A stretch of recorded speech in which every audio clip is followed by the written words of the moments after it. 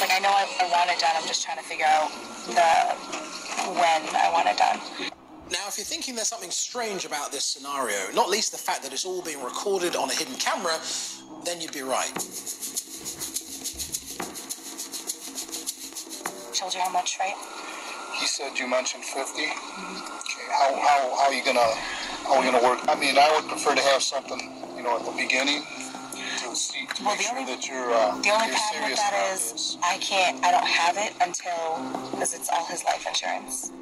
Which was worth a huge $400,000. With the camera rolling, the officer has to get Murfeld to admit as much as possible, which means going into specifics. You know, I mean, how do you want it done? I mean, I can do it any way you want me to, but I just want to know how you want it done. Really, whatever's easiest. If you can get him outside, that would be great. Understanding you. So you don't want it done in the house then? Because it would be messy in the house.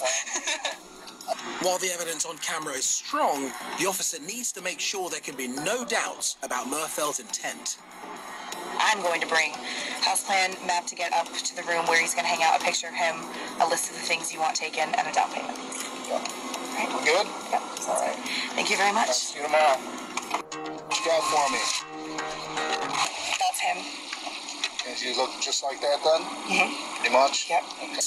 When I first decided to do this, like it's not that we weren't getting along, but I mean, it was easier than, as terrible as it sounds, it was easier than divorcing him. You know, I didn't have to worry about the judgment of my family. I didn't have to worry about breaking his heart. She appears to be justifying her actions as a twisted act of kindness to spare him going through divorce. From the officer's point of view, it's vital that there's no ambiguity. He needs to push her into specifics. Where do you want me to shoot him? Do you want an open casket, a closed casket? What do you want? I don't want an open casket. I mean, the most painless way you could possibly do it. I don't care about anything else. Just make it painless. If she hands over the down payment, he's got proof of her intent. Did you bring the money? I did. There's that. All right. Once I leave, it's a done deal. We're not backing out. And I'm just letting you know that up front. We're not backing out. I'm going to do it, and then I'm going to expect you to pay me. Okay. All set? Thank you. Good luck. Thank you. Good luck to you too. But there are no second thoughts and no mercy. Shortly afterwards, she was arrested and eventually pleaded guilty to solicitation to murder. Amazingly, her husband stood by her, saying she had been nothing but a great mother to our 2 children.